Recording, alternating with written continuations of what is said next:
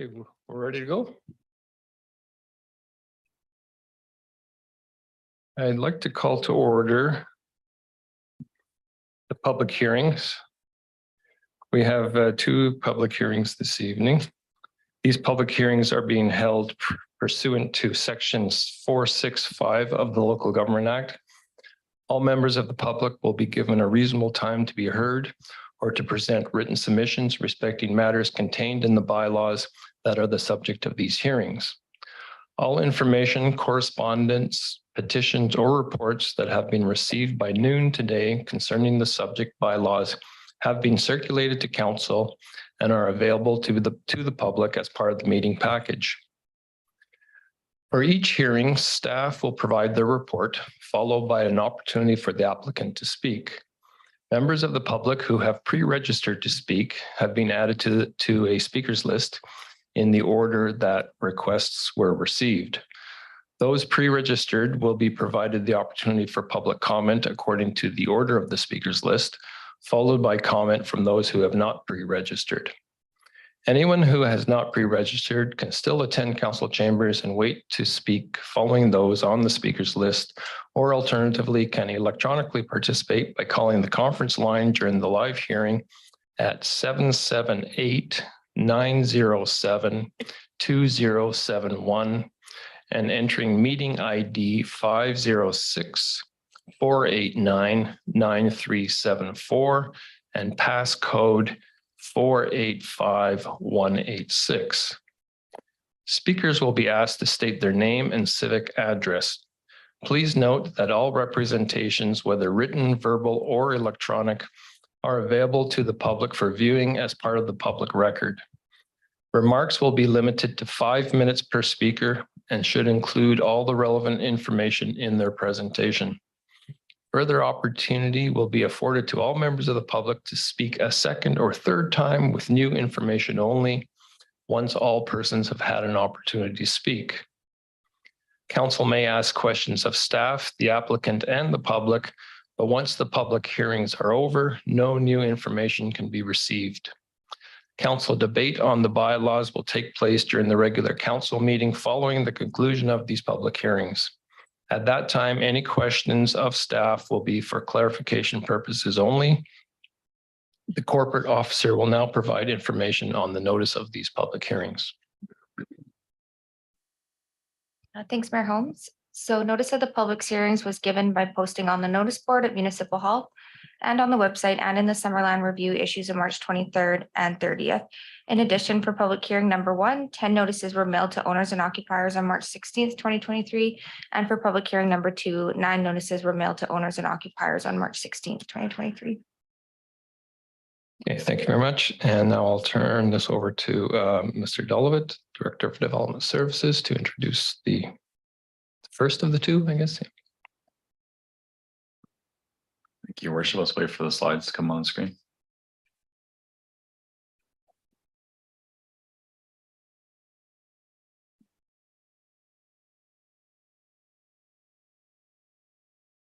Okay. So the district's in receipt of a rezoning application for 17814 Bentley Road to rezone the property. Currently it's zoned A1 small acreage to M1 light industrial site specific, and I'll get into the site specific request as we get into the presentation slides. So within the district's official community plan, this lot is part of the Bentley Road industrial area. It's been designated as a future industrial lot within the district's OCP. You can see that on the left-hand side of this map as it being currently designated. For that reason, there's no need for an OCP amendment for this proposal. But as you can see in the zoning bylaw, we have a few of these historical former agricultural zone parcels that are located within the Bentley industrial area. Currently, the property has been primarily used as a single family dwelling and historically, but the applicant has been proposing to rezone this to allow for a contracting business to be relocated on the property in conformance with our OCP.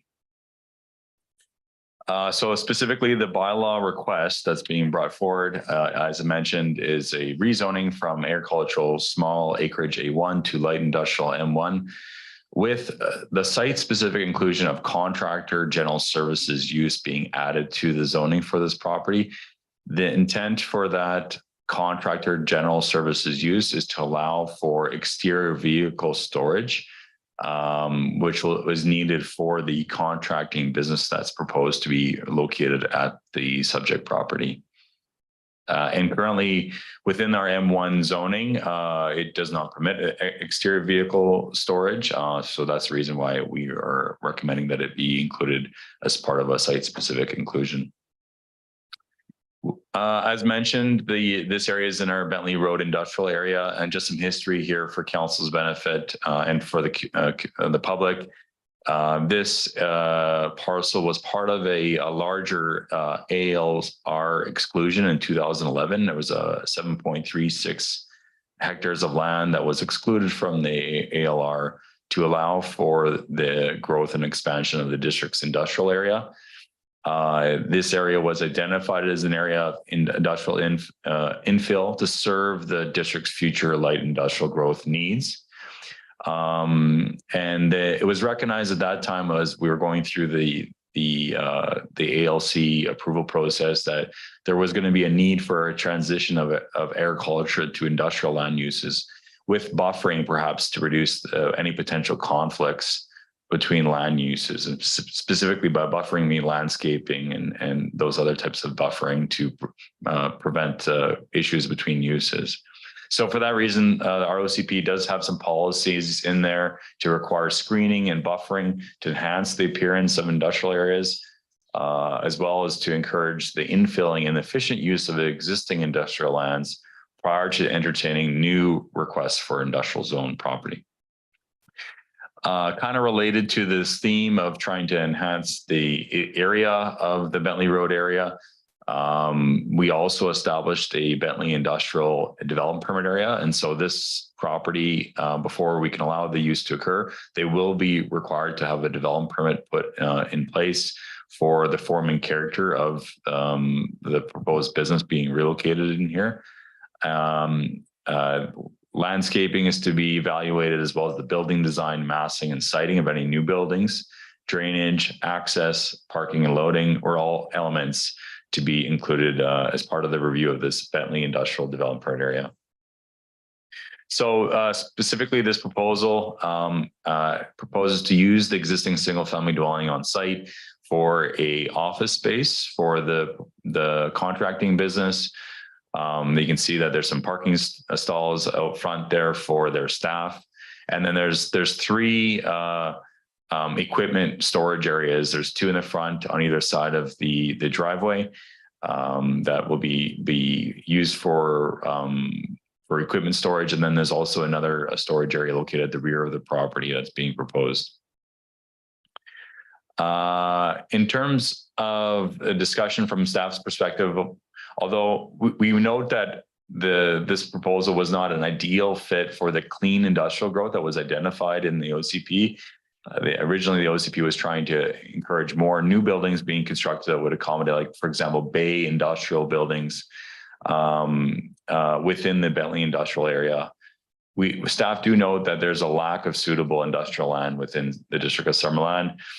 As well, there is adjacent properties located across the road, for example, that have a similar type of contracting type use. We see that as we see this proposal as kind of being consistent with that industrial use. We also note that this area has been designated as well for future land use for M1, which just the only departure from that would be the site-specific use. And then as well, we do note that there has been landscaping buffers provided as shown here on this site plan from Bentley Road, as well as the existing agricultural property to the south. But I'm happy to take any questions on this proposal. Thank you. Take questions now. Does anybody have any questions for Brad, for Claire? No. So I'll call the hearing open to any members of the public. Does the applicant want to say anything? Don't have to. It's up to you. Yeah.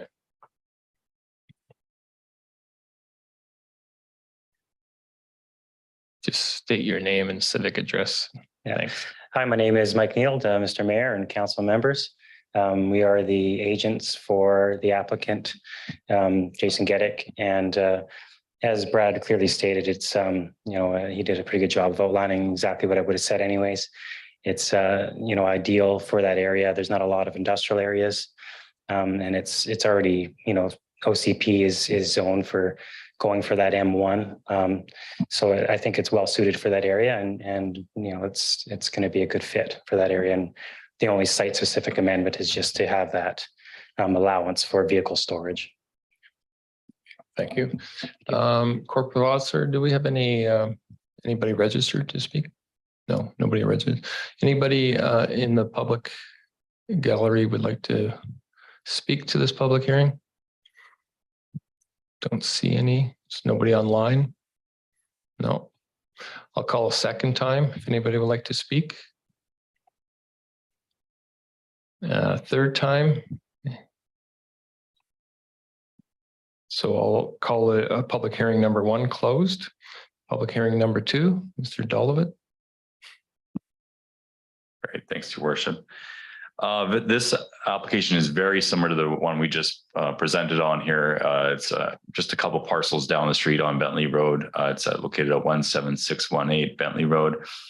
Again, it's to rezone a property that's currently designated as light industrial within our OCP from A1 small acreage agricultural to M1 light industrial, again, with a site-specific inclusion, which I'll get into here.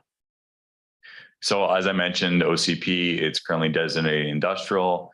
The zoning bylaw as well shows here as it being an A1 small agricultural small acreage. It's a little bit different with this one. It is bordering an active farm operation to the south. So there is probably more importance for the screening from that existing agricultural use to the south. The proposal, again, is quite similar to the previous proposal, a little bit different in a couple of situations. So again, it's a contracting business that's proposed to be really relocated here. At the same time as the proposed relocation of this business to this property is kind of a diversification of the business to get into the landscaped products sale. And so they've kind of divvied up their property into kind of more of the traditional contracting area that'll be further to the west. And then on the east side is this landscape bay area for different landscape products that they wish to sell for retail sale to the public located on the property. Again, you'll notice here that the landscape buffering required for agricultural properties is included on the site plan, and it'll be a requirement as part of a development permit. The site-specific inclusion is the same as the previous proposal, requiring, again, that exterior vehicle equipment, so that contractor general services use. There will be also material storage with this proposal with landscape product material. So that's also can be included as part of that contractor general services use. This already went through the previous proposal, some of the history of the Bentley Road industrial area. Again, it was previous exclusion, but that's the intent of here is to try to add to the district's land supply, as well as to ensure that any new industrial proposals are going to have screening and buffering from existing non-industrial areas, like our agricultural areas in the Bentley Road area. And as mentioned, this proposal as well would be required to go through a Bentley Industrial Development Permit, and specifically will require that landscaping that's being proposed as part of this proposal to be developed on site, as well as look at parking, access, loading, etc. I just again quickly mentioning landscaped area. You can see it via on the Bentley Road as well as on the properties to the south. They also have the equipment storage area further to the west. You can kind of see with a separate access to go around. And then they propose to use the existing dwelling for staff housing, which is a little different than the office proposal with the previous proposal. And that is an allowed use to have employee housing as part of an industrial zone property.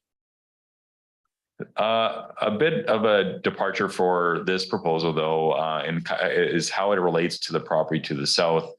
Or it's not to the south, sorry, to the west. This proposal is to actually accommodate the business that's currently operating at 10918 Rennie Street to relocate it to this property.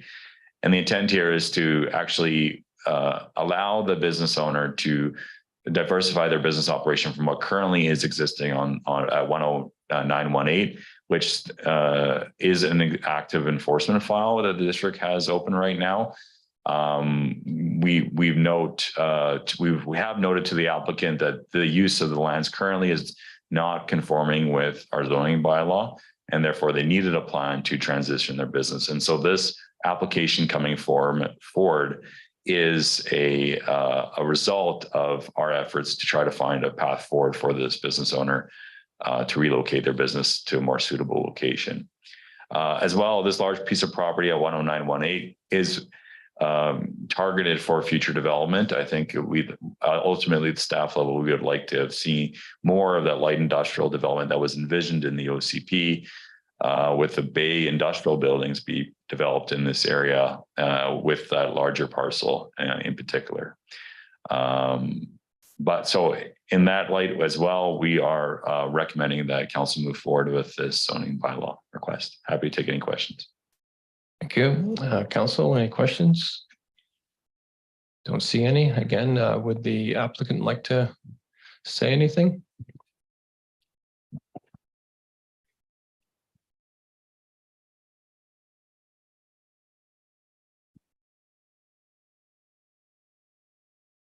Yeah, just push the button. There you go. Just state your name and civic address, please. Thank you, Mayor and councillors. My name is Jeff Gagno, and also co-owner of Okanagan Development Consultants and the agent for this project. Just very briefly as well, we feel that the rezone and the site specific allows the business to continue and have safe storage for the equipment, and to also provide a new service for the community for the sale of landscape products. Given the fact that there's very limited land in Summerland for industrial, we feel that given the area, this meets everything. So thank you. Okay, thank you very much.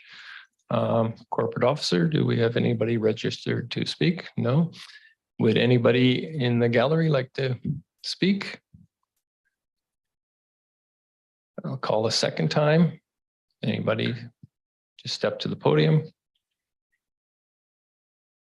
And a third and final time. Okay, I'll call public hearing number 2 closed. I'll now call to order the regular council meeting for Monday, April 3rd, 2023. This meeting is being recorded live and is streaming on the District of Summerland YouTube channel.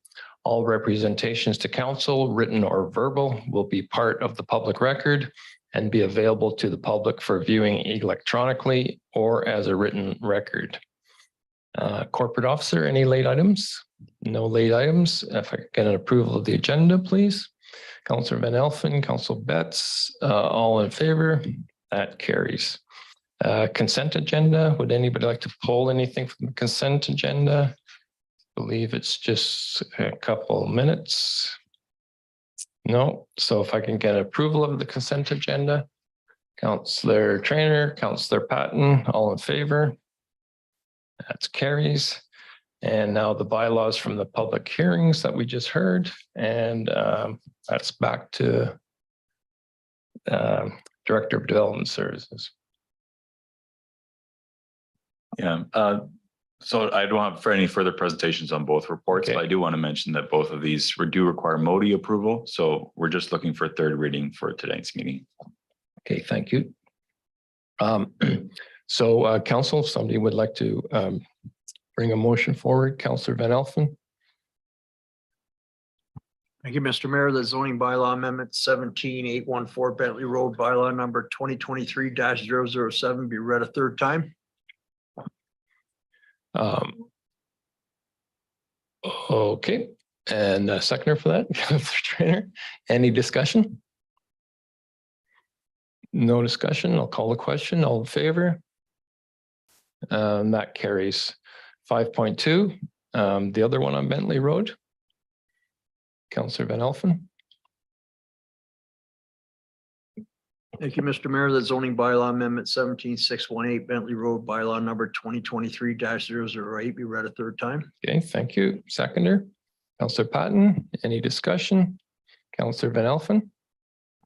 The only comment I have is I really appreciate our planning department,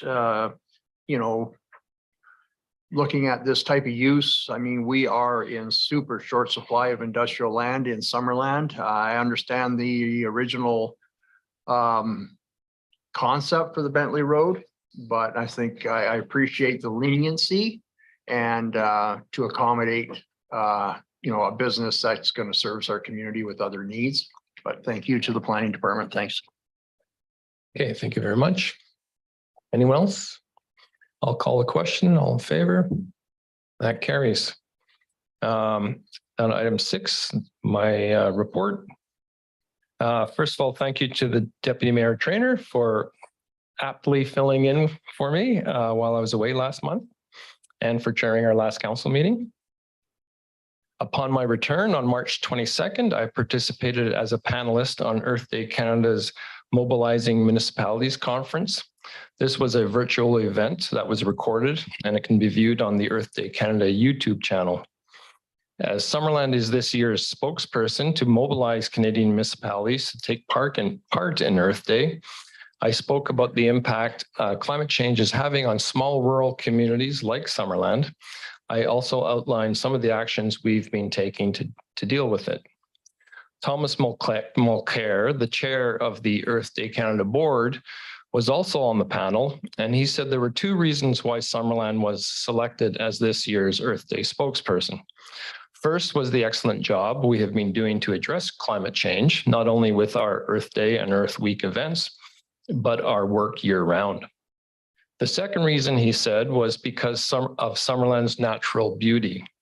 He said that to create awareness of climate change, you need to connect with people emotionally and show them what could be lost if we don't take action. He said one of the best ways to do that is to show a beautiful location like Summerland and how that beauty is under threat.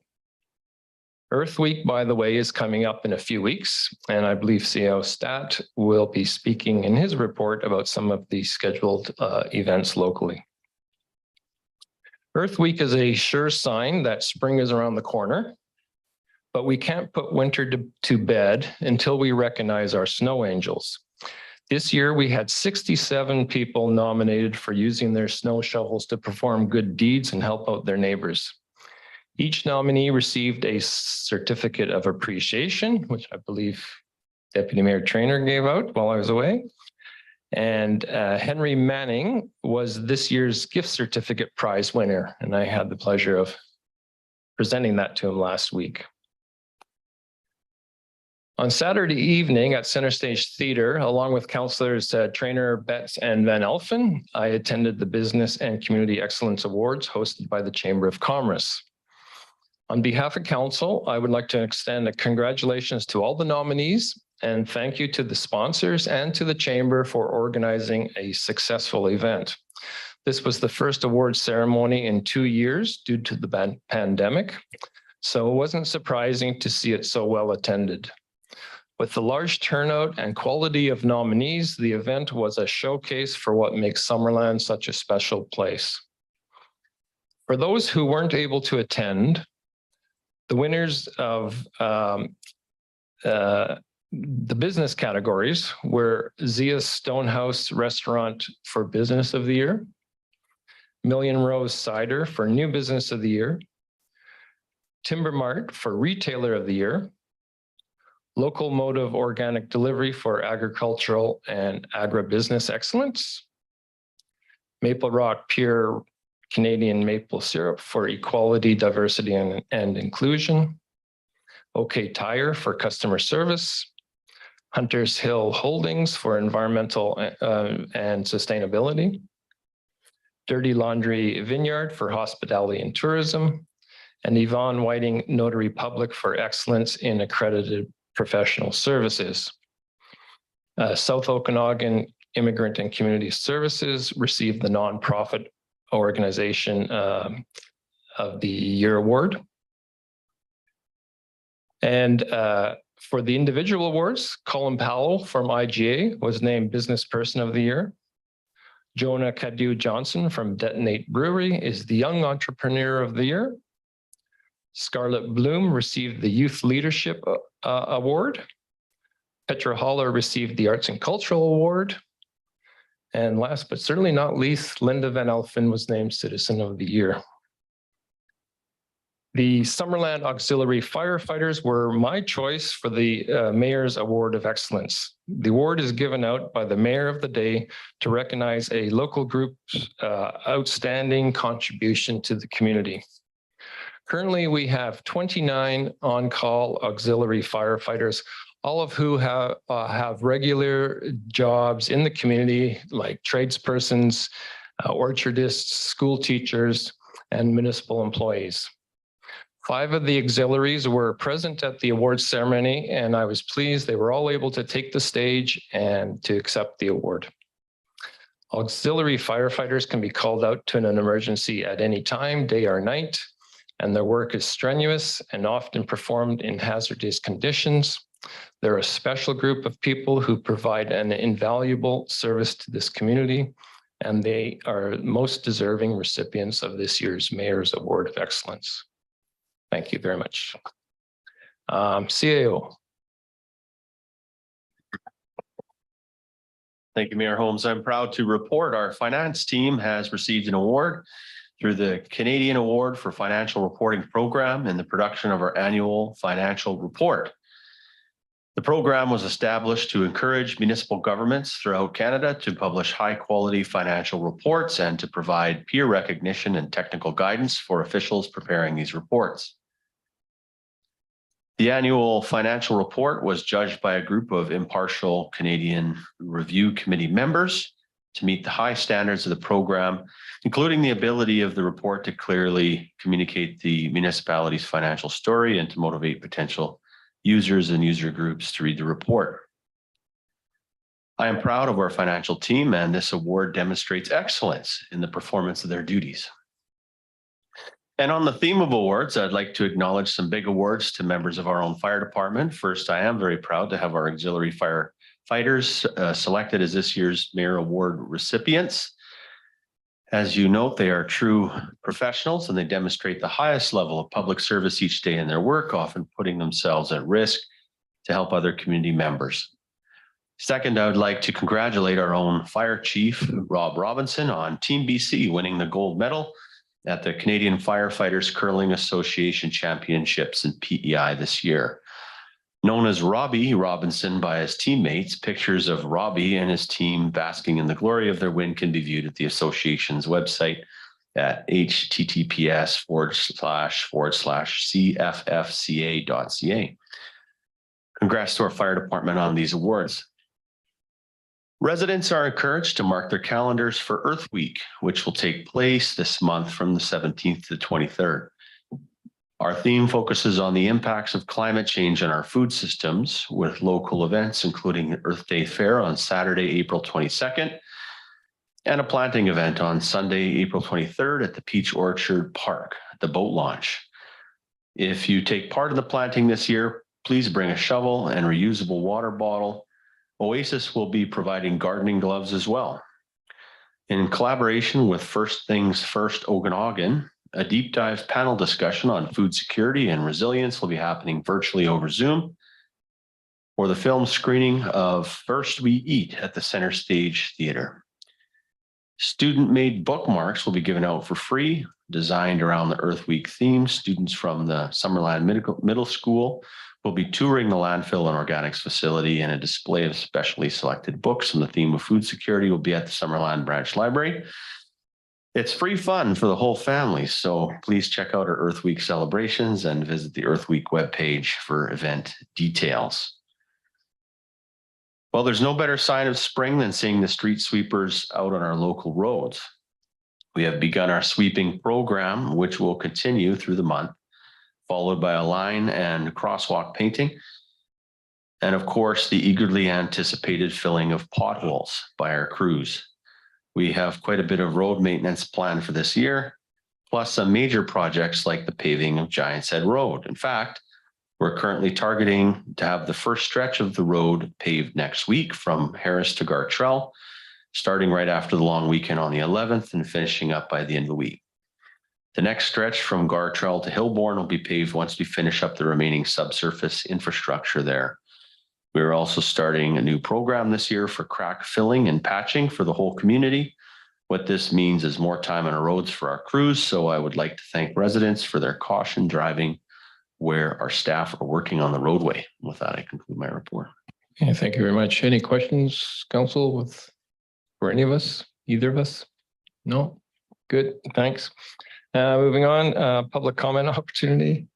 I think everything on the agenda is a statutory requirement so I'll have to catch people at the end. Development reports, 9.1 DVP for 17019 Lakeshore Drive North. I'll turn this over to Mr. Dolivet. Thank you, Your Worship. So the district is in receipt of a development variance permit application to vary the principal residency requirement for the consideration of a short-term rental license being issued for the entirety of a single-family dwelling located at 17019 Lakeshore Drive North. If council remembers, for those that were on council back in February of 2022, key policy piece of the district's new short-term rental regulation was the requirement of a principal resident to be located on the property of a potential short-term rental license. And that was one of the key requirements of council at the time to ensure that the housing impacts of short-term rentals were not going to have a significant impact on housing supply throughout the community. There were three options available presented to council, as well as what we present now to applicants for complying with this primary residency requirement. So one option is a bed and breakfast model where an owner can reside within their house and rent out individual rooms. A second option was to have a secondary suite or carriage house on the property, or build a carriage house or a secondary suite and have that as a short-term rental and then live in your house. Or the third option was to as well have a carriage house or secondary suite, maybe live in that suite, or potentially have a long-term tenancy in that suite. And then you would be allowed to have a full-time, a full house license of a short-term rental. So specifically how this works within our zoning bylaw is we allowed a new use to occur within our single family residential zones, defined as a short-term rental use. It's an accessory use within our single family dwelling zones. And there's a new specific use section, section 7.2 of the district zoning bylaw that has a number of regulations within that section that are related to the use of short-term rental use happening on those properties. Specifically, section 7.2.b states that a short-term rental is only permitted on a lot with a primary residence. And we also included a new definition in our zoning bylaw at the time, which I won't read for you here, but it's on the screen, which to define what we mean by a primary resident, because there was some ambiguity on that. So that's provided there, so let everyone read it. It is in the presentation slides in your package. I'll just keep moving forward. So this specific proposal has come forward now, is the first basically development variance permit that we've received of this sort to basically to waive the requirement for not having a primary resident on the subject property that's being proposed for the short-term rental. Proposed is a full house short-term rental, and there's no carriage house or a secondary suite located on the property. And for those reasons, they do require a variance to move forward with this short-term rental license. The applicant's rationale indicates that they are also the owners of the neighboring property at 17011 Lakeshore Drive North. And they are stating that they can act as the primary resident on the neighboring property located directly to the south. And I just, for illustration purposes, here is the house that is proposed on Lakeshore Drive. That's proposed to be a full house short-term rental. That would be used for short-term rental purposes only. And then this would be the other house, which is now complete and it was under construction at the point of this photo. That'll be used for primary resident purposes of our zoning bylaw. In the circulation of this application to internal comments, we received some comments from our bylaw services department as well as our fire department. Both our bylaw services staff as well as our fire department staff did provide some comments of concern of council considering this variance due to the potential of this DVP being precedent setting for our new regulation. And I just provided some of the comments that they provided here for council's benefit. And on top of that as well, the fire department had concerns specifically with the size of this parcel, or sorry, the size of the home. Because normally if from a code perspective, if you have greater than 10 occupants in a home, it triggers an upgrade to the fire alarm system in the home. And that was one of their concerns of the potential, because of the size of the home, of greater than 10 people residing in the home at one point in time. In staff's deliberation of this variance request, we actually just recently became aware of a new study that was completed by the School of Urban Planning at McGill University, which looked at actually specifically at the District of Summerland as a case study community on the impact of short-term rentals and the impact that those short-term rentals were having on long-term tenancies and also tenant rental rates within our community. So this case study did not, at the time, the research did not factor in our new regulation. It just was completed last year. But they did indicate that since 2016, Summerland's long-term tenants have paid an additional $11 million in rent because of the impact of short-term rentals in the community. And further to that, they provided in their study that if short-term rental activity was to continue unabated without any regulation, that this increase in rent would increase by roughly $172 per month by the year 2023. Now, of course, we went through with the regulation changes a year ago, so perhaps that's now been reduced down from what was projected out. And since the enactment of council's new short-term regulation, and most likely specifically due to the principal residency requirement, the Development Services Department has seen an increase in carriage house and secondary suite building permit applications. And we're also aware of previous residences that were being operated as a short-term rental operation or have been converted now into a long-term rental tenancy as well within our community. And so for both of these potential reasons, the policy decisions of council are helping to reduce rents through increasing the long-term number of spaces available for long-term tenants within our community. So from staff's perspective, approving this variance will go against the momentum being generated from council's new policy direction. It's only a year old on short-term rentals, and the impacts on long-term tenants in Summerland.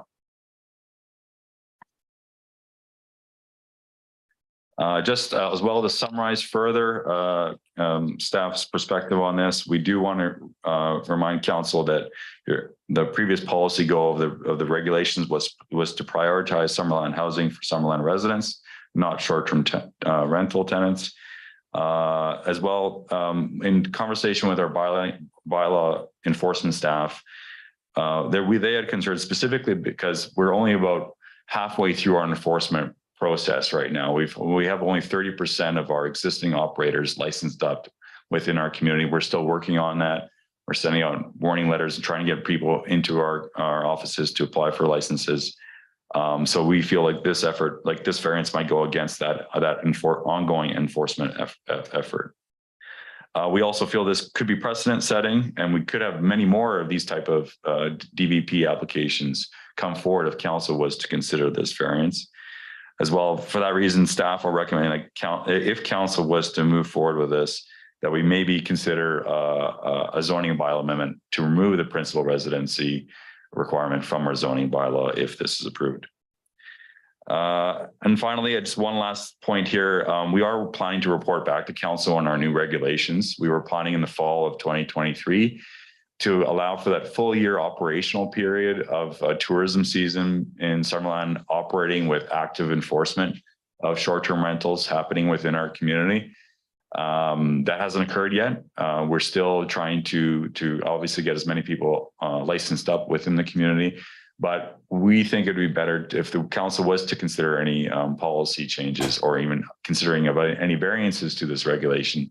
They do so after the review of that year period of us going through that ongoing enforcement effort. And with that, I'm happy to take many questions on this application. Before I turn it on, though, I do want to mention that we are recommending denial. So the applicant does have the opportunity to speak to this before the council makes their decision. Thank you. Right. So procedurally, should council ask questions of staff first, or should we offer? Doesn't matter. So as this is a recommendation of denial from staff, the applicant has an opportunity to speak. So I understand the applicant is online, and if you would like to speak, please do so now. Can you hear me? Your name and Can you hear any? Can you hear me? Hello? Ah, shoot. Can you hear me? Zoom on it.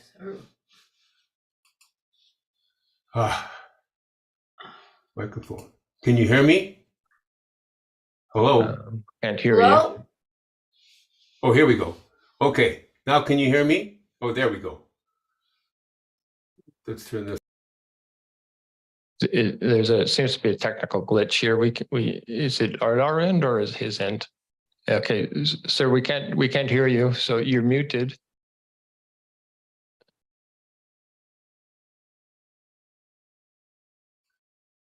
Can you see us?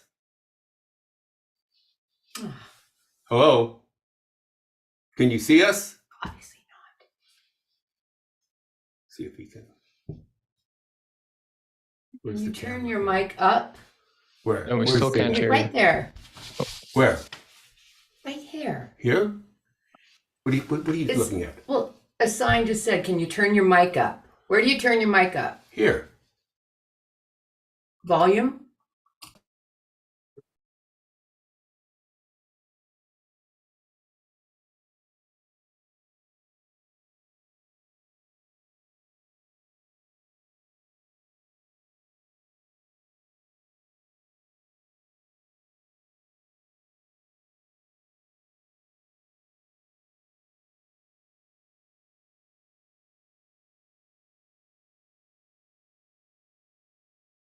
Yeah. Okay, can you hear us now? Phone number to call into Yeah. rather than Zoom. Can you hear us now? Can't figure it out.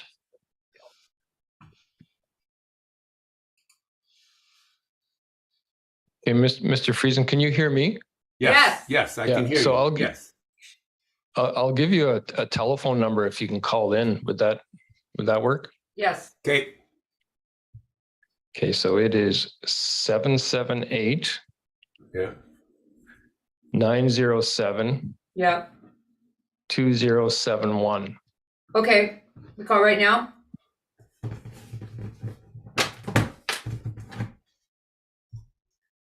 So, all right. Yeah. It's in the chat there for you. 778 907 907. 20. Whoops. Oh, hold on. 907. 2071.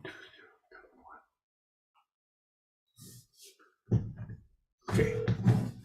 Welcome to Zoom. Enter your meeting ID followed by pound. Appuyez sur le 0 pour choisir français. Where's your meeting ID? What's our meeting ID?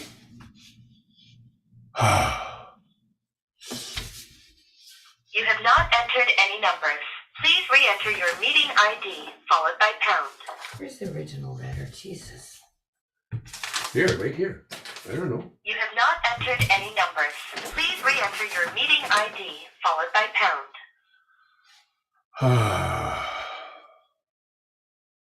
Goodbye.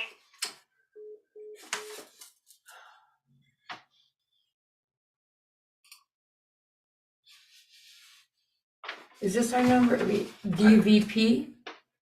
Try it again. Okay, there's, yeah, No, that's not it. that's it, that's it. 2071? Oh, man. Welcome. Boom. Enter your meeting ID followed by pound. Appuyez sur le 0 pour choisir français. It's the number. Where's the, okay. E. V. P. 23002.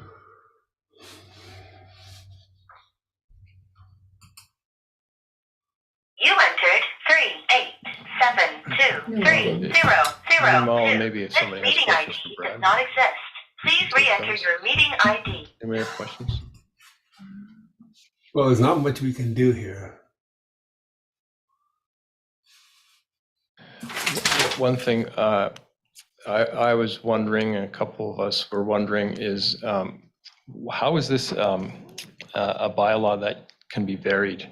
It seems to me when I read the Local Government Act that it might not be, so. Thank you for the question. Yeah, within our changes that were adopted last February 2022, we allowed a new use, as mentioned, that short-term rental use is an accessory use of our single-family residential zoning. We also allow for single-family dwelling as a principal use. So those two uses are allowed within the zoning, and really they're not changing with this proposal. That they're still in a single-family dwelling. There's still, and as well, a short-term rental that's being proposed, which is an allowable use within the zoning.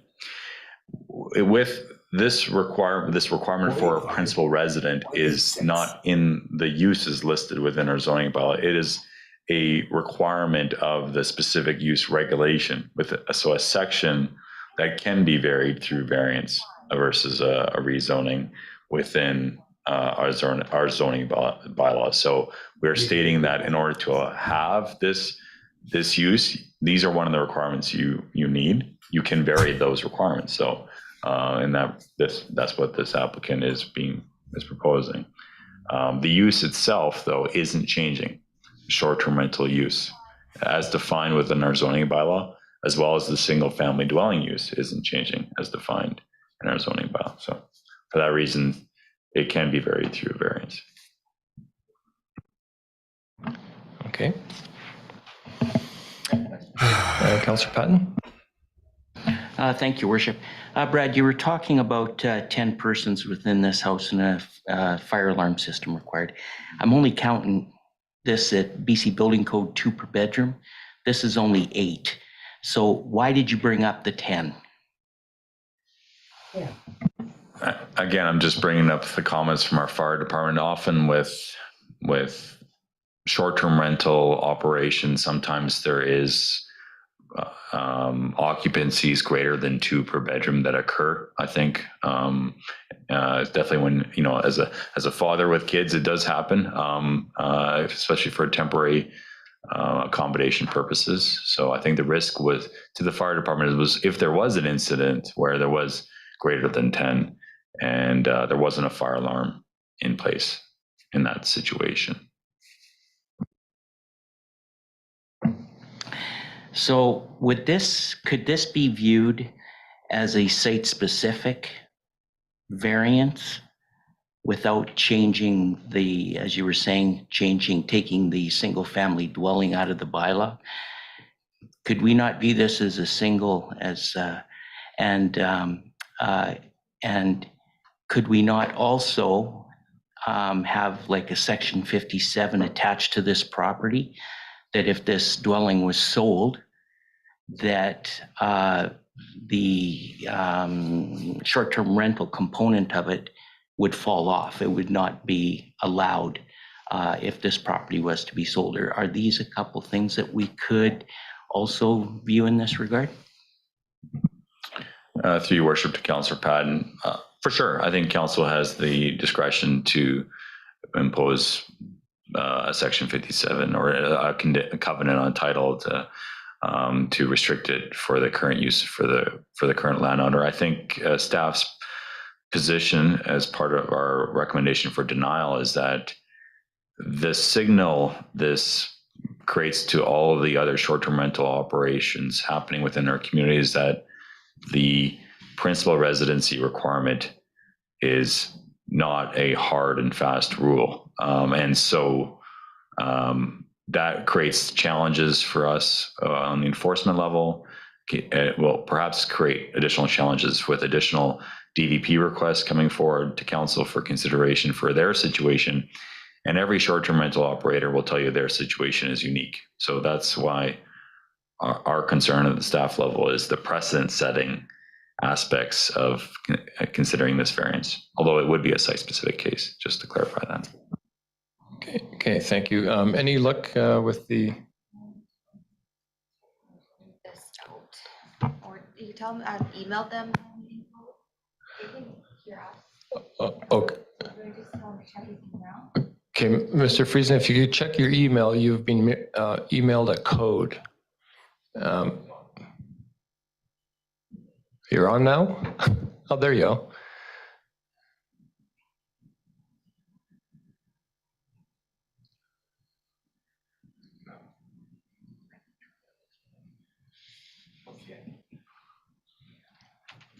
CEO Stat?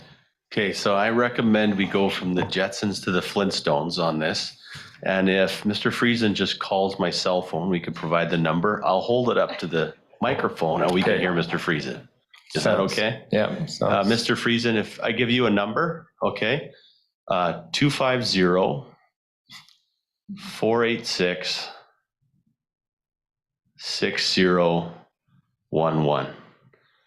That also gives all watchers my cell phone number as a clear demonstration of government transparency. 250-486-6011.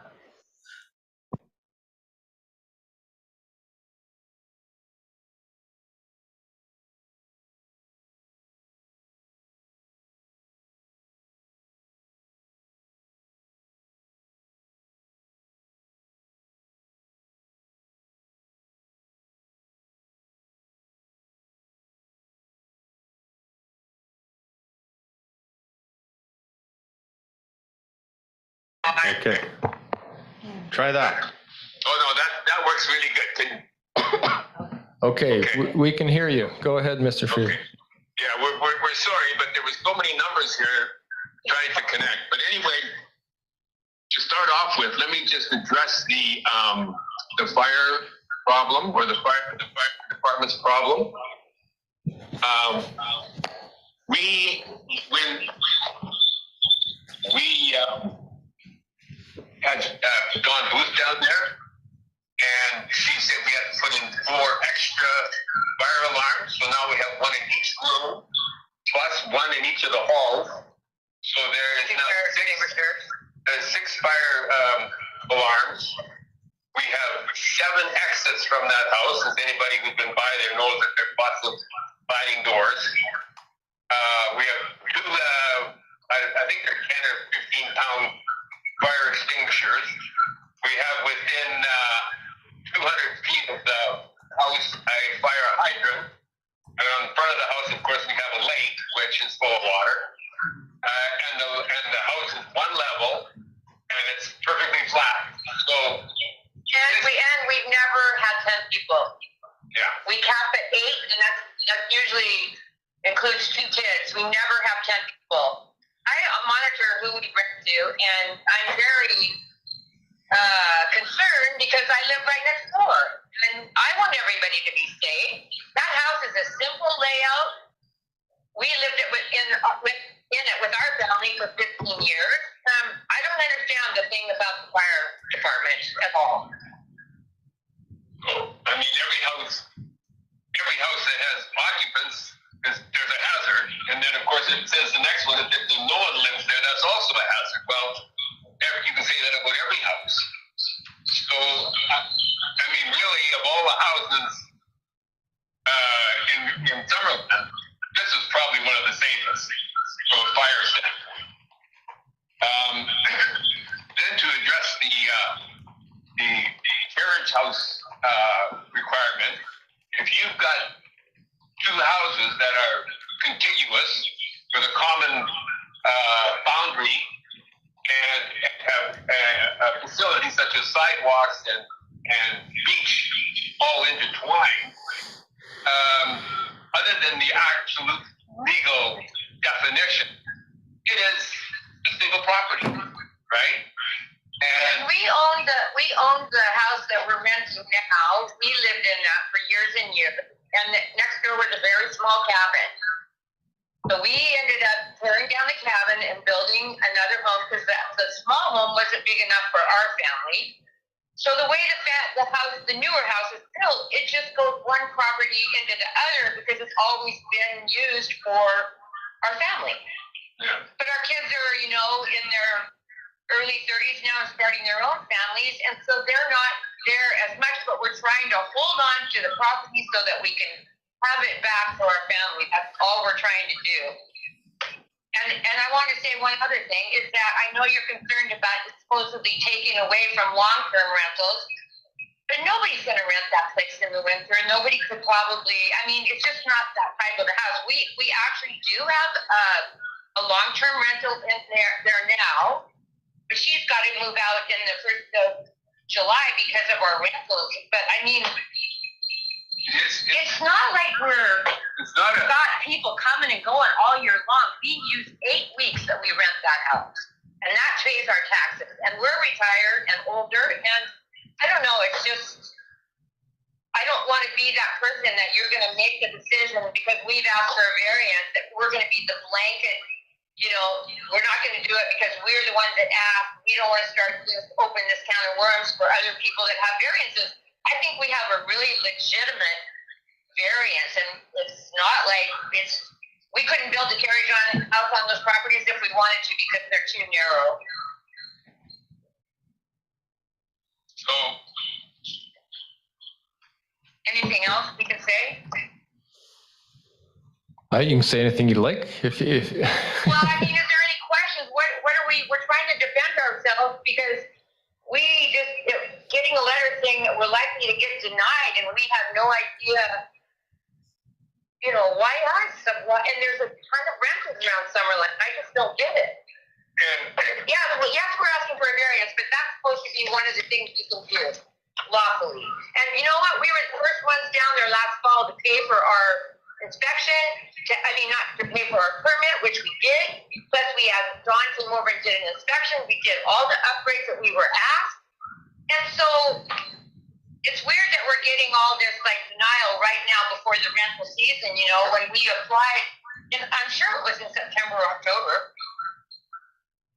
and by your own survey, there's 40% of your people of Summerland 40 say that they strongly support SDRs because in the summertime there's nothing available. You guys know that. You know that. You bring your friends and family in, and there's no accommodation in Summerland. There isn't. You really do need more short-term rentals. It's just a necessity. And if a guy from Montreal comes out here and says that you don't, well, he doesn't know the community. It's called Summerland because it's summer. It's where all the activity takes place in summer. And that's what the people want to come. And how many people do you know just cannot get accommodation? It's just a fact of life. Anyways,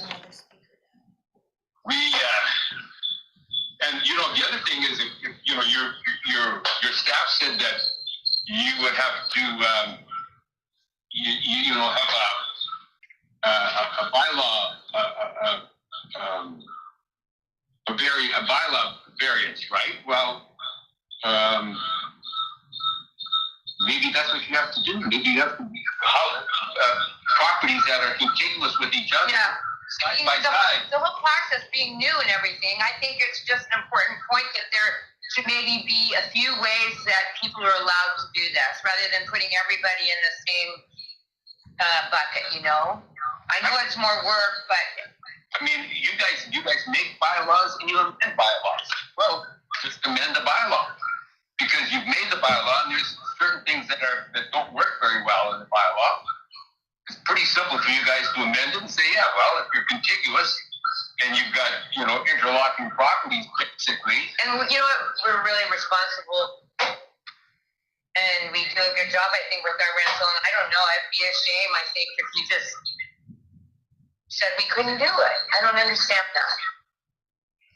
We've paid so many property taxes over the years, and we've been good people in the community, and we're really proud of the place we have. And we want to bring the tourism into Summerland. That's all we're doing, and we only do Saturday to Saturday, so we don't have people coming and going. It's not a revolving door in that house.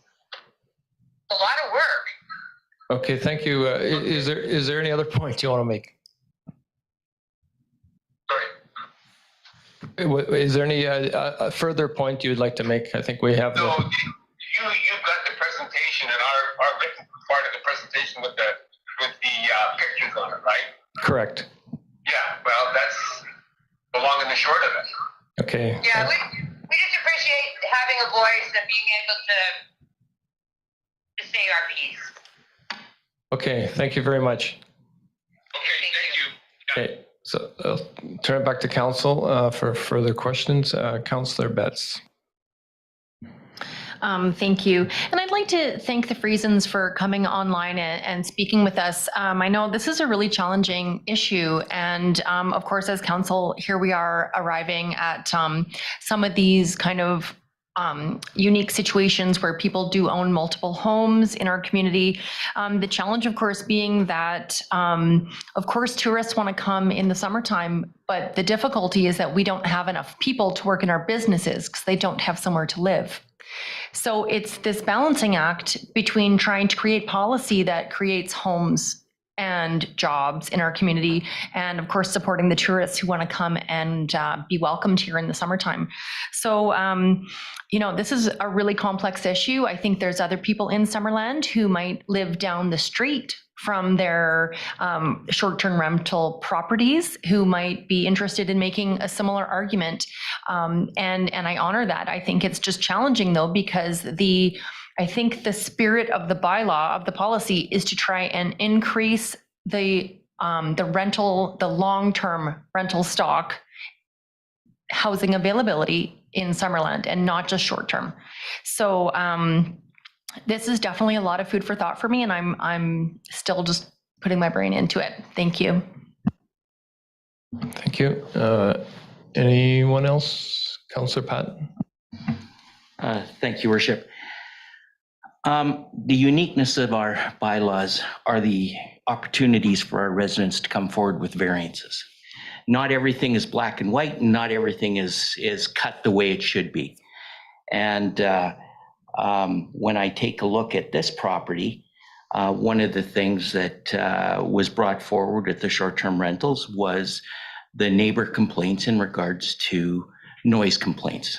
And in this case, you've got the primary resident next door, who's also the landowner, that I'm sure, and by the looks, and we've all driven past this property on multiple occasions, and I do not think that this family, the Friesens, are going to have a family in there that are going to destroy this house.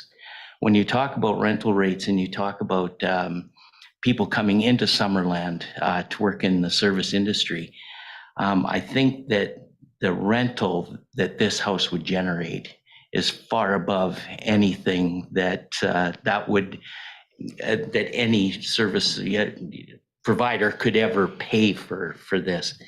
And so I like the uniqueness. I like how we can, as I spoke with Brad, that you can do a site specific. we can put a covenant on the property. And I think that to protect the short-term rental bylaw in how it is written, I think this would be a good fit within it.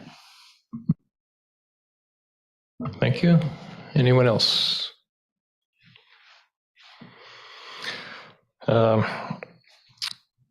Yeah, I have concerns. I think, just because it's a continuous property, the implication is it's like one lot and one house is the principal resident and the other is the carriage house. But I don't think either of these houses is under 90 square meters. So it's not the same to me at all. And well, it might be unique, but as we heard, every short-term rental is unique. It's kind of like our domestic second service with water. So how many of those are we going to let slide because, well, they're unique? It's not just about increasing rental supplies, but increasing housing supply. And there's so. That's why I find it really frustrating that we're even considering this, because I feel so every variance request that we're going to get we're going to have to justify this all over again. We're going to have to, we spent all of last year debating this bylaw. It took up so much time, so much energy and staff resources. So we're going to have to do this every single time. Come on. It's like beating your head against the wall, I feel. It's a new bylaw. Let's see it out. We're going to review it in the fall.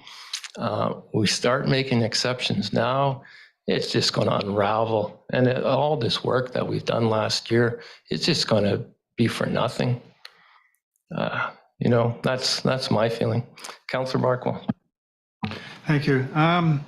There isn't a motion on the table, but since we're sort of having a discussion anyway, I don't often disagree with Mayor Holmes, but I do have to take an opposite position on this one. I think we're seeing ghosts under the bed.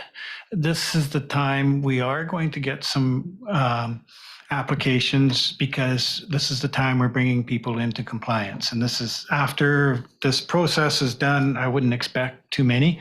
I believe that this is a absolutely unique situation.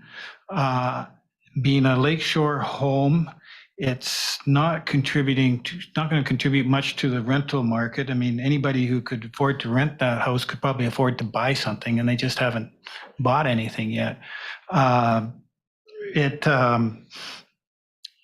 wouldn't necessarily even given variance to another spot or two houses that were contiguous, because I think that this is a little bit unique, further unique in that it's lakeshore properties and they're quite isolated. There was two major policy considerations. One was increasing the rental availability, and the other one was the sort of the destruction or recharacterization of neighborhoods and the noises and stuff like that.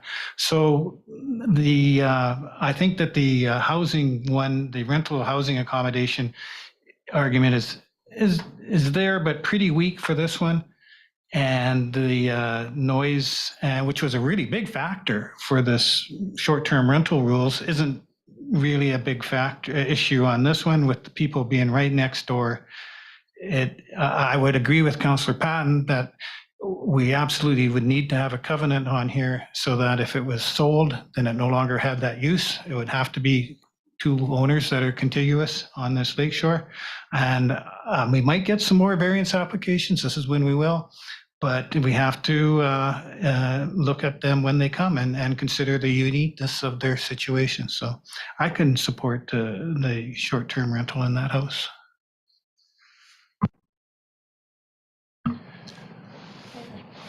Councillor Trainer. I'm just reading, we did get a letter from a neighbor that I believe lives very close by. they say in this letter, and I don't know if this is true or not, I'm just reading what they say, that the owners do not live at 17011.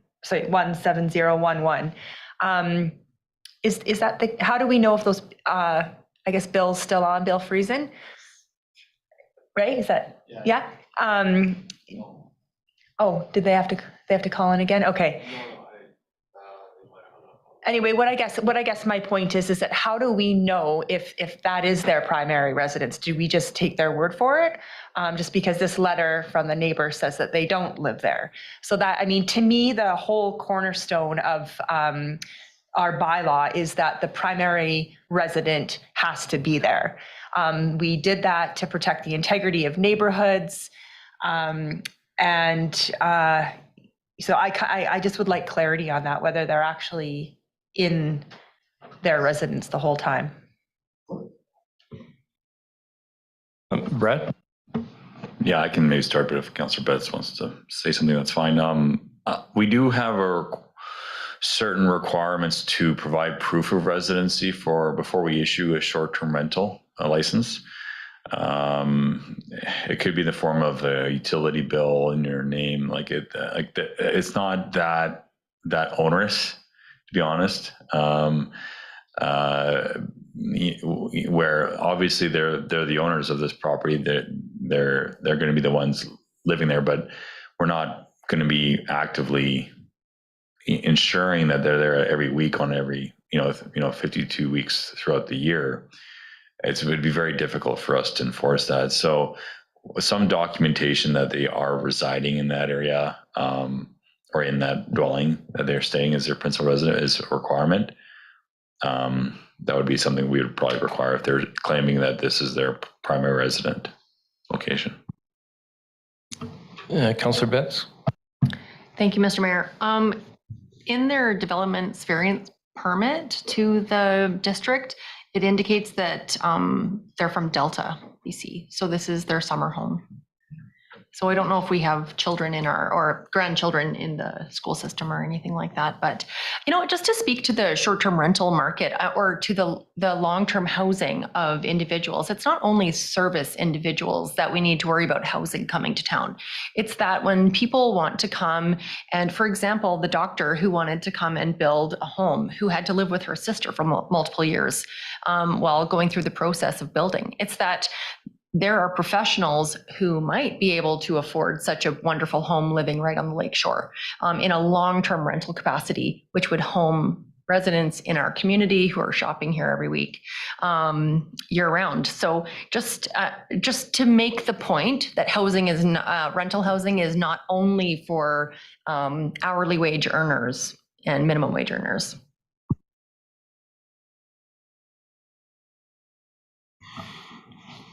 If there's no further questions, does somebody like to put a motion on the table?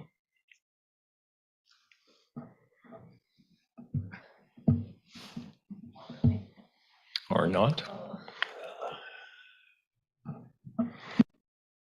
Councillor Van Alphen. As that council approve as presented. Seconder? Councillor Betts. Any further discussion? Councillor Trainer? I'm just going to clarify, you're bringing forward the motion in the staff report? No, I'm bringing forward. Council approve. Okay. Other than taking the word deny out. Okay, thank you. Yeah. So you still wanted to second that, Councillor Betts? No? Okay, seconder, Councillor Patton, second. It's on the floor. This is to approve the DVP. Councillor Barkwell. In spite of my long speech previously in support of the current motion that's out there now, I am very concerned about the suggestion that they don't actually live next door. That would destroy the whole reasoning and for the variance. That's an open question to me now. And so they're there in the summers. Well, next door to look after it. Because that's what we need at the very least, is the owners next door.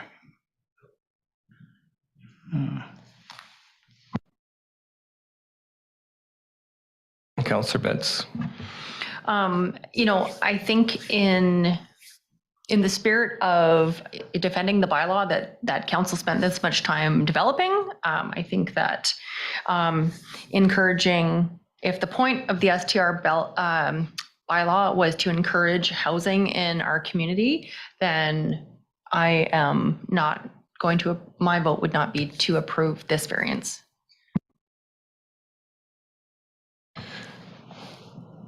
Any further discussion? Don't see any. Okay, I'll call the motion. I'll call the question. All in favor of approving the DVP? That's 3. All opposed? That's 3. So what happens there? It's a tie, so it's defeated. It's defeated. So would somebody like to bring forward another motion? You don't forward? Oh, okay. Oh, okay.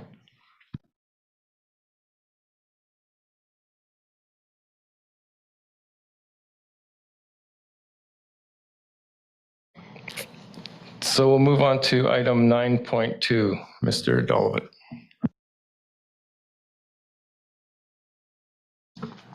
Okay, let's wait for the slides on this one.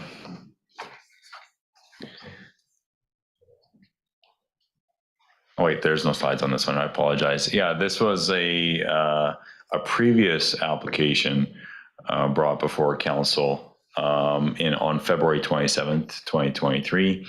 Our presentation slides are in the package for council's benefit, and we've also attached our previous council report from that February 27th, 2023 meeting.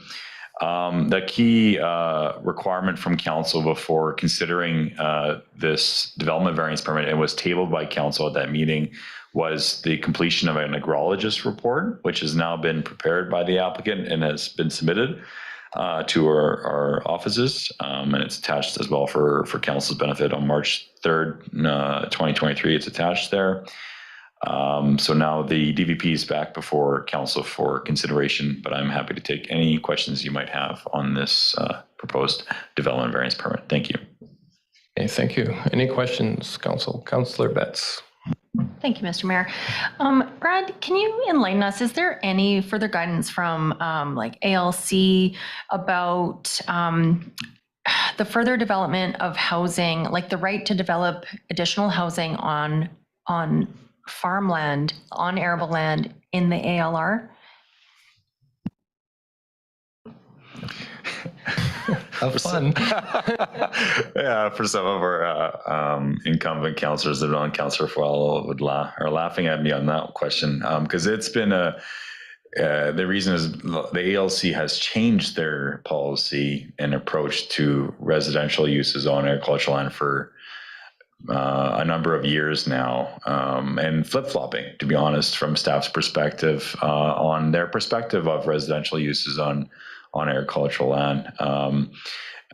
They, not too recent or past recent history, they required every single residential use that was outside of a single family dwelling, so any secondary residential use, to go through this non-adhering residential use application process, which was quite onerous on applicants.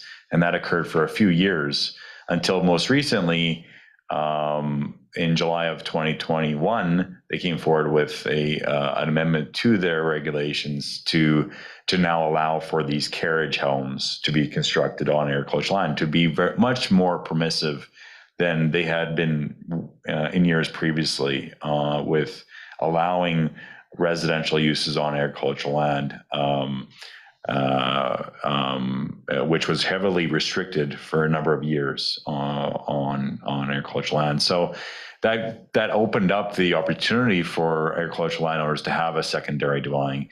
Now, where that dwelling is located is not something necessarily that the ALC or it really gets into per se. Our zoning bylaw is the one that determines where what the farm home plate requirements on where the house should be located on the property. But they have carte blanche now, allowed all agricultural land to have this secondary residential use. And the only requirement is that it has to be on less than 90 meters squared that they put on it. And you do not require an ALC approval for that. It's an allowable use that they've allowed. So hopefully that clarifies your question. It's changed over the last 2 to 3 years. That's good. Yeah. Councillor Van Elfen. Oh, just for clarification through to our planner then, but our policy was saying that it has to be on the home plate, and if that's not doable, you could get an agrologist report. And if the agrologist supported the location, then we're good with that. Am I correct? Through the chair to Councillor Van Elfen, yes, that we did stipulate within the zoning bylaw that if there was an alternative location outside the farm plate that was deemed to be suitable for a dwelling based on an agrologist's opinion, then that would be something we could consider. We wrote that into the zoning bylaw, but again, I'm happy to take any questions on that. Councillor Barkwell. I was reviewing the zoning bylaw. I think, am I looking at an old one, or does ours still say you need ALC approval? I was looking at an old copy, I guess. Yeah, that's correct. We do not require ALC if they are meeting that 90 meters squared requirement. So my real concern is any application in the past with an agrologist report has been to basically condemn the land. If it wasn't going to be on the farm home plate, it had to be some other piece of land on the property that wasn't suitable for farming. And I'm not sure if our bylaw addresses that principle, but that's basically how we've approached it in all the other applications we've received. They've said, well, they've come to us and said, we got this corner of land that's not suitable for farming and we'd like to put a residence over there. So we say, okay, well, prove to us, document to us that it's not suitable for farming by giving us an agrologist report. This agrologist report in this particular application basically says that's the best piece of land on the property. If you drive by it, it's the levelest, best piece of land on the property, and that's where they want to put this house. And they want to put it there because that's the cheapest secondary residence they can build. So it's a question of cost versus the principle of preserving the land. And do we compromise our principle for preserving the land because it's a cheaper alternative for the landowner to build a secondary residence on the good land rather than the unfarmable land? That's the question for council. Okay. Anybody else? Councillor Betts. Thank you, Mr. Mayor. And thank you, Councillor Barkwell, for kind of getting at that. I think that's really the heart of this discussion, honestly, is as council members, as stewards of this community for the next 50 to 100 years, like thinking about our planning and the decisions that we make having impact. The decision about where we allow homes ultimately on different pieces of property and on agricultural property is, I think, very meaningful, and it has long-term impacts. If we just don't know what's going to happen in another 50 years with food security and everything, and supporting the preservation of our agricultural land, I think is extremely important. So, yeah. Anyone else? If someone could put a motion on the table, please. Councillor Van Elfen. Go with the staff recommendation to approve. Seconder. Councillor Patton. Any discussion?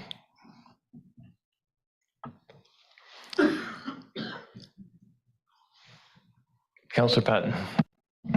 Thank you, Worship. I understand where Councillor Barkwell's coming from, but on the other hand, too, we did also ask for this report to come forward. And so the report did come forward. And now that we got the report, we're saying, well, no, it's not really the report we want because, it's the best piece of property on the corner, yet the report has indicated that it can go in the corner. So I feel that in this instance that I'm going to follow what the report is indicating, saying that there's minimal disturbance on the property. Thank you. Councillor Barkwell? Yeah, I think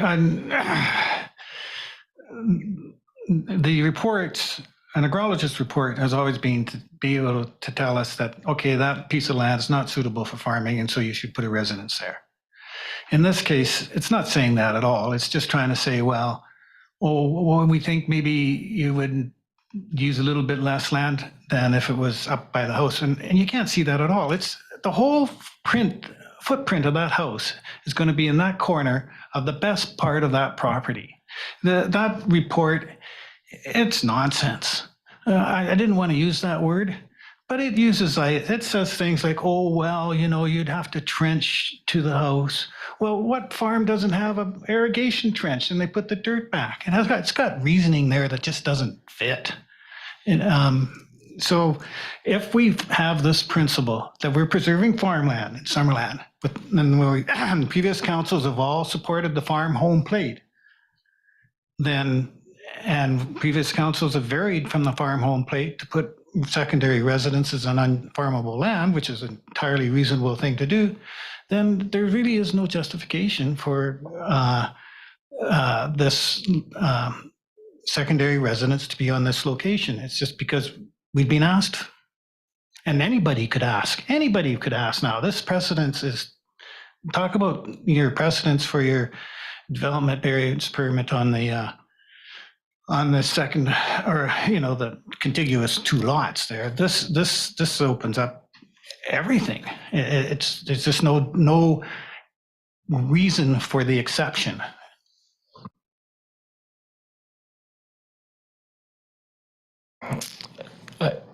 I think everybody wants to preserve agricultural land. I guess the challenging thing here, and what I'm not an expert in, is, it says there's less agricultural land lost due to the reduced driveway development, but that's it's not as high quality as the land that's going to be lost, but how do you strike that balance, and how do you I guess quantify that? I'm not so sure. Councillor Barkwell. Well, that's because the premise of the whole report is wrong. It's comparing putting that house there versus putting it somewhere else. There doesn't have to be any loss of farmland to put a secondary residence, because 3/4 of that property is not farmable. All the hillside, they got big flat area to the west, and look at the pictures of the property on it. So it starts off with the assumption we're moving a house onto that property and justifying that location. You got to get rid of that premise that it has to be that house, that a secondary residence, it could build anything. It's the justification of it is that we want that house there because that's our cheapest option.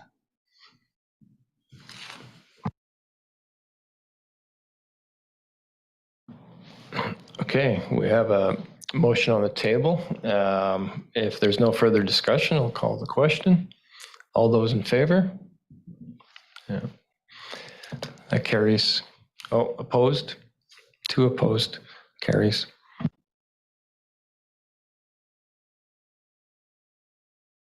Okay, item 9.3, another DVP and Garnet Valley Road. Mr. Dolvett. Thank you, Worship. We've received a development variance permit application to allow for the placement of, well, it's actually in addition to an agricultural building in the side yard setback, and for the side yard setback to be varied from 4 meters to 1.28 meters, which is a bit of a departure from our zoning bylaw. So location of the agricultural building, there is an existing building on site right now that's currently not meeting our zoning bylaw setback. That's required there for 4 meters. It's located on the very north property line, as shown here.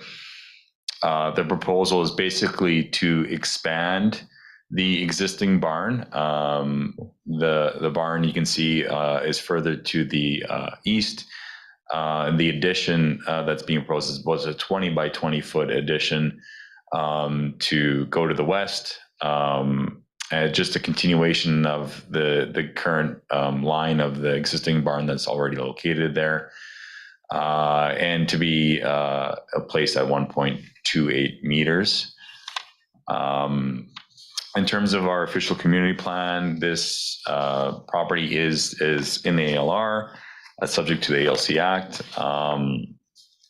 As well, it's designated as agricultural in our OCP to encourage the use of higher capability lands for farming is one of the key policy goals of this land. And I do want to state the primary intent of this barn is for farm equipment storage. So not livestock necessarily, but still related to the farm use. Zoning bylaws, zone A1 small acreage. Maximum lot coverage within outside of the farm home plate is 10%. So because it's a farm use, it is allowed to be placed outside the farm home plate. And the minimum side yard is 4 meters for agricultural buildings that aren't livestock related. This area is subject to an environmentally sensitive development permit, and you can see that with the 2 layers here on Garner Valley Road. The blue area on this map is our watercourse development permit area. The green area is our environmentally sensitive development permit area. That there's a thin area of land where there could be unrestricted development on the property, but most areas are blanketed by these development permits. So this proposal specifically is encroaching into that environmentally sensitive development permit area, going further to the west. In that light, the applicant has provided an environmental report that was been prepared by a qualified environmental professional that is attached to council's package for information purposes. In terms of internal, external comments, no real comments from internal departments.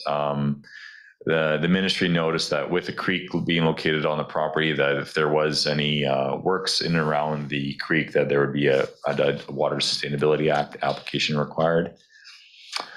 In terms of discussion, staff feel that this is a continuation of the existing use on the property of that agricultural building being located on the property, as well as that proposed addition. Again, the use of the building is for farm purposes. For farm equipment storage. Staff also note that the existing agriculture building has been in place since 2005, with limited amount of bylaw complaints since that time period. So it hasn't really had an impact on adjacent neighborhoods. Mentioned already, the environmental report shows no real negative impacts of the addition being proposed. And as well that the property is already fairly constrained with the watercourse and environmentally sensitive development permit area. And here's just a visual of what's being proposed in terms of the addition of the barn and a gable roof design continuing further to the west. And with that, I'm happy to take any questions, but our recommendation with this one is for council to approve. Thank you. Okay, thank you. Councillor Van Alphen. Thank you, Mr. Mayor. Through to our planner, has there been any letters from neighbors or anything? Concerns? Pardon me? Oh, There's a couple in our agenda. They're I'm both sorry, I missed that. supportive.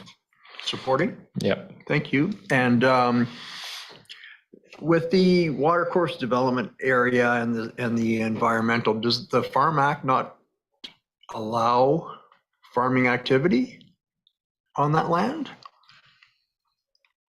Yeah, that's a good point there, Councillor Van Alphen. Yes, you're right. If it's a permitted farm use, then it is exempt from the requirement of an environmentally sensitive development permit. So right now they still require the DVP. Well, they haven't applied yet for the ESDP, but they might be exempt from the actual development permit application. Good catch. Yeah, go ahead. If there's no other question, I'll put the motion on the table to approve. Okay.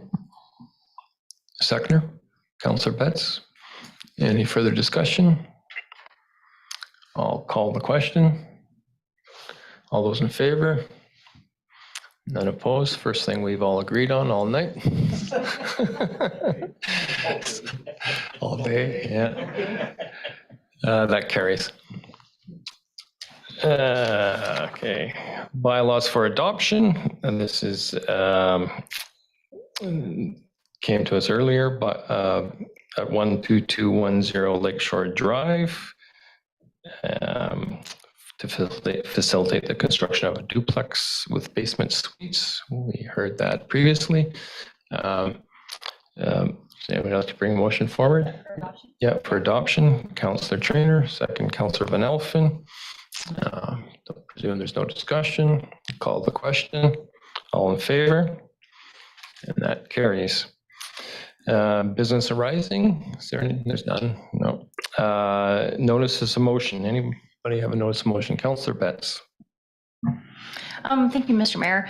I just wanted to bring a notice of motion forward that I'm intending to have discussion to allow art on the cement patio barricades that would be in place on Main and Victoria this summer. Okay, thank you, and that'll come to us at the next council meeting. Councillor reports. Any councillor have anything to report? Councillor Van Elfen. Thank you, Mr. Mayor. I just want to pass a thank you on to our CAO from a resident out in Garnet Valley who applied for a permit to build a building on this farm.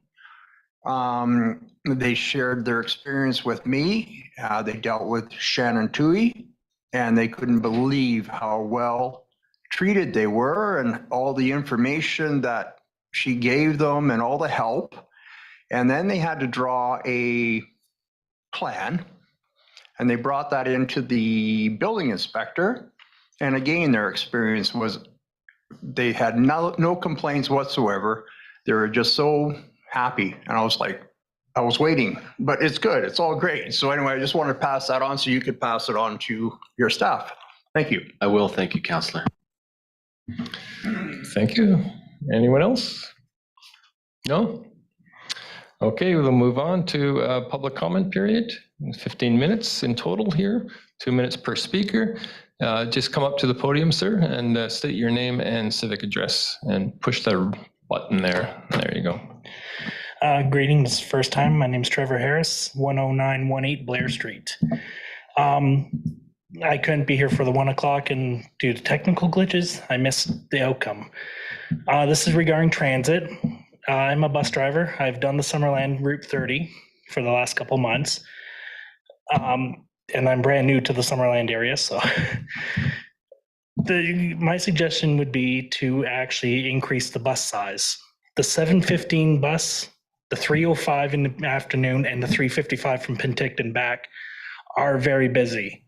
My first trip's usually at 7:15. I had almost a 3/4 load of a bus, the small bus. And if you have 2 mobility aids on, you're hooped. So I would suggest, in my opinion, going to a 30-foot size bus. It's big enough to warrant the 2 wheelchairs and still have room to fit everybody. And it's small enough to fit through the city streets. Town streets, sorry. I'm moved from Edmonton, so I'm used to saying city. And also, I missed all the outcome. I would suggest, I've had passengers tell me they would like to see the evening service, Sunday service as well. And that's all and just a bigger bus would be much appreciated from the riders. And as I said, those are the 3 main trips that are usually pretty busy. Okay, thank you very much. We can take that up with BC Transit. Yeah, thank you. Anybody else? No? Nobody's online, I presume? No? Okay, great. So I have a motion to adjourn. Councillor Van Elfen, Councillor Barkwell, all